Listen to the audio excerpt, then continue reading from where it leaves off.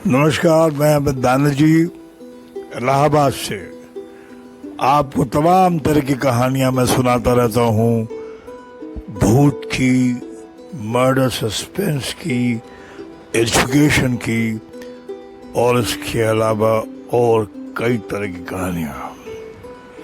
आज मैं आपके सामने एक नई कहानी लेकर के आया हूं। ये कहानी है उन दिनों की जब मैं बैंक में प्रबंधक के रूप में काम कर रहा था दिल्ली में, और बैंक के अलावा मैं तमाम संगठनों में जुड़ा रहा और इसके अलावा कई कामों में मैं बैंक की मदद करता रहा।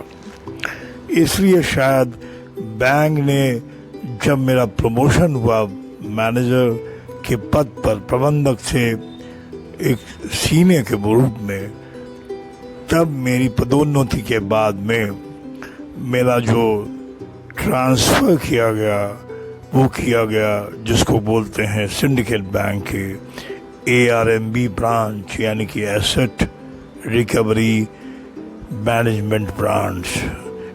ये ब्रांच कहलाता है जो लोग लोन लेके भाग जाते हैं या जिनका लोन बकाया रहता है, जो NPA हो जाता है, उसकी रिकवरी के संबंध में। ये 2010 से मैं वहाँ पे काम करने लगा दिल्ली में, और इस काम को करते हुए मुझे नए तरह के अनुभव हो रहे थे, क्योंकि मेरा जुड़ाव बैंक के साथ साथ कोर्ट के साथ में हो रहा था, जिसको कहते हैं डेब्ट रिकवरी ट्रिब्यूनल, यानी कि DRT। वहाँ जाना मेरा हो रहा था। बैंक के कामकाज से बिल्कुल अलग, बैंक कस्टमर के बिल्कुल बाहर, ये काम न्यायपालिका से मतलब रखता हुआ, जुडिशरी से मतलब रखता हुआ, और खाली कोर्ट वकीलों के बीच में मैं पहुंच गया था, अमित बैनर्जी, जिसको कोई एक्सपीरियंस नहीं था। मैं काम कर चुका था, समझ लीजिए, 37 वर्ष बैंक में, लेकिन इन 37 वर्षों में मुझे इस तरह का अनुभव नहीं हुआ जो 2 साल में मुझे अनुभव हुआ था ARMB में। तो कहानी की शुरुआत वहाँ से करते हैं। जब DRT में मैं रिकवरी ऑफिसर थे, मैं नाम ले सकता हूँ, मैंने परमिशन दिया है, तो नाम लेने के साथ साथ मैं ये बताना चाहूँगा, जो रिकवरी ऑफिसर थे मिस्टर झा, ये बिहार से थे, और प्रमोशन पे या recovery officer ministry of finance के द्वारा DRT में डिप्यूट हुए थे।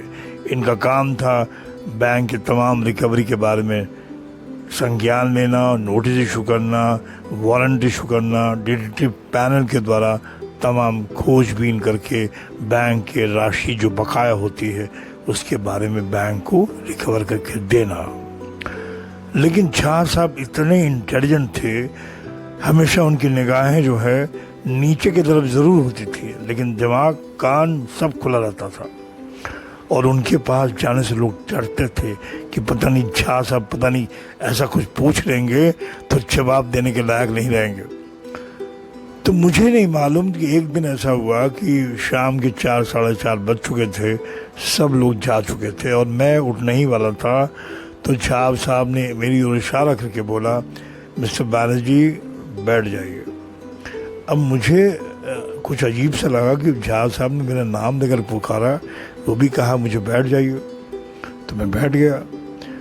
फिर उन्होंने फाइल को बंद किया और मेरे तब मुखातिब हुए और बोले, मिस्टर बैनर्जी, एक केस है जो हमको लगता है कि शायद आप उसको सॉल्व कर सकते हैं।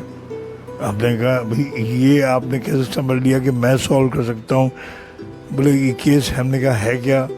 बोले, केस बहुत पुराना है, केस करीब 27 साल पुराना है, और ये आदमी जो है, जो हमें जानकारी मिली जासूसों के द्वारा, जो इम्पैनल जासूस होते हैं हमारे, उनके द्वारा ये जानकारी मिली कि ये आदमी, वैसे तो इसका लोन ड्यू है करीब 25 लाख से ऊपर, और इसका एक एफिडेविट आया हुआ है, और उस एफिडेविट करीब आया है 5-7 साल पहले, और उस एफिडेविट के द्वारा इनके भाइयों ने ये बताया कि ये मर चुका है, लेकिन जासूसों के द्वारा ये मालूम चला ये आदमी जिंदा है, और जिंदा है और पंजाब में है और होशियारपुर जिले में है। अब आपको हम चाहते हैं कि इस आदमी जो मर चुका है दिलशाद सिंह, ये जिंदा आप इसको साबित करें और हम आगे की कार्रवाई करें। हमने कहा अरे बाप रे बाप, मतलब ये तो बड़ा खतरनाक काम हुआ। बोले नहीं नहीं, हमको पूरा यकीन है इस काम को आप कर सकते हैं। हमने कहा चलिए भाई, आपने हमारे ऊपर विश्वास किया, ये बहुत बड़ी बात है। तो बहरहाल जो भी है उन्होंने कागजात बना दिए और मैं बैंक से परमिशन लेकर के मैं होशियारपुर पंजाब के लिए रवाना हो गया। तमाम तरह की जिज्ञासाएं थी मन में कि क्या होगा, मैं किसके बाद में जा रहा हूँ, कहीं मेरे साथ में कोई अनहोनी न हो जाए। घर में भी बात नहीं बताई क्योंकि बैंक का कॉन्फिडेंशियल मामला था, और ताकि लोग न जान पाए मैंने बाहर से एक सिम कार्ड परचेज किया एक दूसरे नंबर के लिए, और उसमें दूसरा नाम भी डाला मैंने, जो बैंक को मालूम था, लेकिन मैंने ये सिम कार्ड अपने मोबाइल में डाला और दूसरा मोबाइल था। मैं अपने होशियारपुर पंजाब ब्रांच में गया, वहाँ के चीफ मैनेजर ने मुझे बताया कि ये बात है, मैं इसलिए आया हूँ। और हमने कहा कि एक आर्म गार्ड बंदूक वाला आदमी चाहिए और लोकल चाहिए जो सड़क जानता हो। वो एक सरदार जी थे। मैंने कहा आप सादे वर्दी में रहिए, बंदूक आपका नीचे रखिएगा गाड़ी में, गाड़ी हमारे पास में है। और मैं होटल में एक रह चुका था और होटल में दूसरे नाम से मैं रह रहा था, और होटल वालों को ये मैंने बताया कि मैं दुबई से आया हूँ, और दुबई से आया हूँ और मुझे यहाँ ज़मीन खरीदनी है ताकि लोग ये जान जाए। और ऊपर वाले ने शायद हमारे साथ में कुछ ऐसा गिफ्ट का रखा है शक्ल सूरत से, जो आप लोग जानते हैं मेरे शक्ल सूरत को, हुलिया थोड़ा बहुत। तो $1.5 के मुताबिक मैं जीन्स का जैकेट और जीन्स के पैंट पहने हुए था, चश्मा लगाया, और दुबई का लुक थोड़ा आ गया था मेरे। और मैं बंदूकधारी गार्ड को लेकर के मैं रवाना हो गया होशियारपुर पंजाब, उसके ठिकाने को ढूंढते हुए। मुझे नहीं मालूम तो कहाँ रहता है।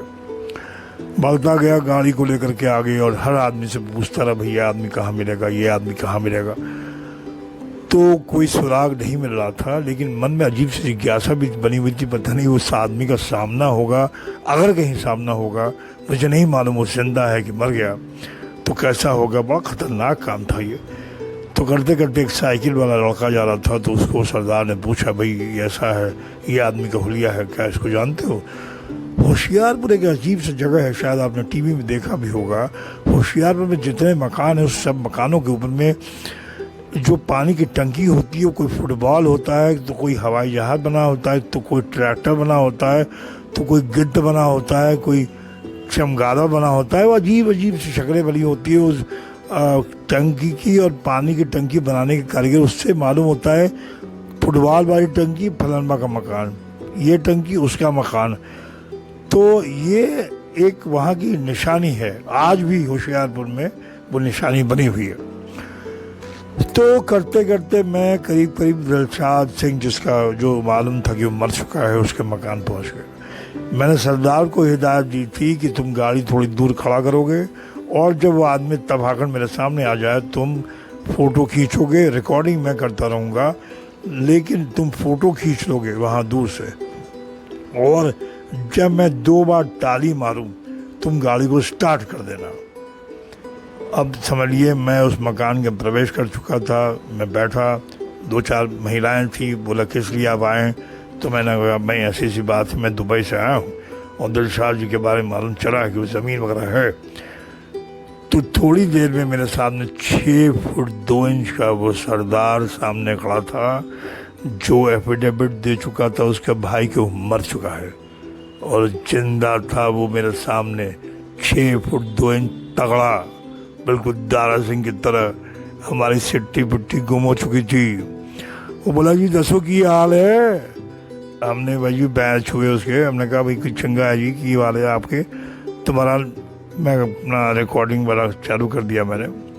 बोला हाँ जी दसो की हाल है। मैंने कहा जी मैं जी दुबई से आया हूँ और ये बात में ज़मीन। हाँ जी इसकी बताओ जी कितनी ज़मीन चाहिए तेरे को। हमने कहा इतनी ज़मीन चाहिए जी। हाँ जी बोले मिल जाएगी ज़मीन।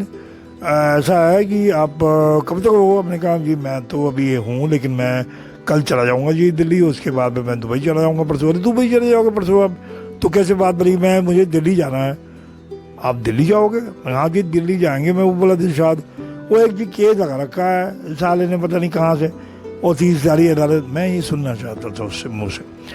तो बोला कि आप जी ऐसा करो जी मेरा नंबर ले लो जी। आप हमेशा कोई भी नंबर भी ध्यान रखिएगा, तो जो नंबर वो बोले 10 अंकों का, तो उस नंबर को हमेशा डायल किया करिए।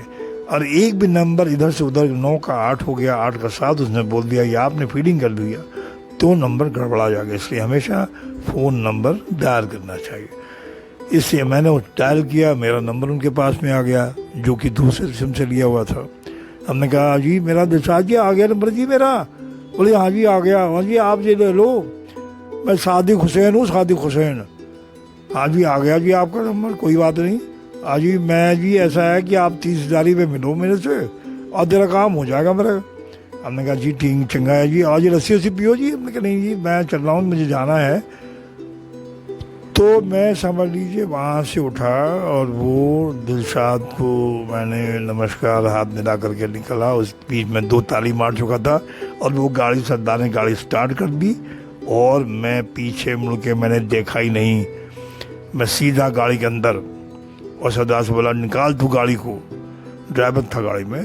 तो बहरहाल गाड़ी निकाली। फिर होशियारपुर का जो पत्थर लगा था वहाँ खड़ा हो गया, क्योंकि मुझे बैंक में बताना था।